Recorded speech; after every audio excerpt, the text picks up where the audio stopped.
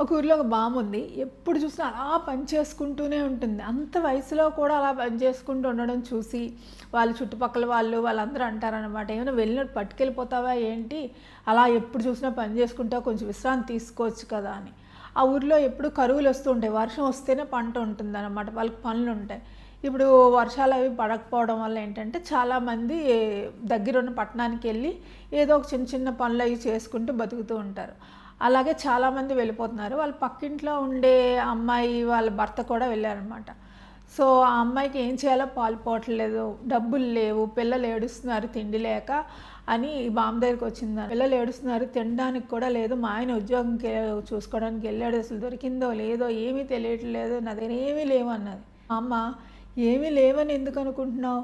నీకు చక్కగా అన్ని శరీర అవయవాలు శుభ్రంగా ఉన్నాయి. కళ్ళు, ముక్కు, చేతులు, కాళ్ళు ఏ పనైనా చేసుకోవచ్చు.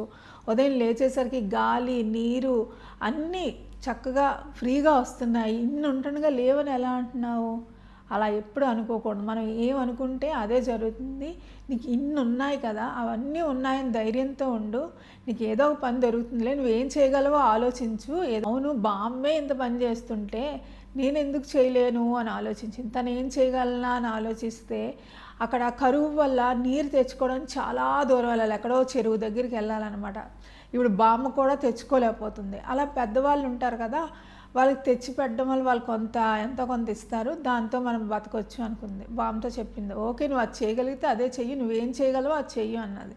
రోజు ఉదయం సాయంత్రం చక్కగా వెళ్ళి ఆ నీళ్ళు తెచ్చి పెద్దవాళ్ళకి ఇస్తే వాళ్ళు కొంచెం డబ్బులు ఇస్తుంటే ఆ డబ్బులతో చక్కగా ఆ పిల్లలకి తనకి ఎంతో బియ్యం అది కొనుక్కుని ఉండగలుగుతుంది. అంటే కొన్నాళ్ళకే వాళ్ళ భర్త నుంచి లెటర్ వచ్చింది, నాకు ఉద్యోగం దొరికింది, ఇదిగో డబ్బులు పంపిస్తున్నాను అని ఒక మనీ ఆర్డర్ కూడా పంపించారనమాట.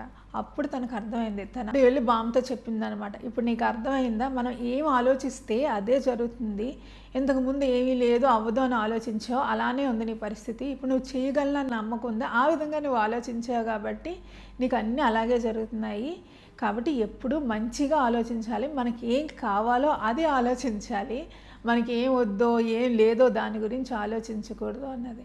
అవును నిజమే, నువ్వు చెప్పింది 100కి 100% నిజమే. నేను ఎప్పుడు ఇలాగే మంచిగా ఆలోచిస్తాను అని ఆ బామ్మకి థ్యాంక్స్ చెప్పుకుంది. అదేవిధంగా తనకు తెలిసిన విషయాన్ని ఊర్లో అందరికీ చెప్పింది. Be positive.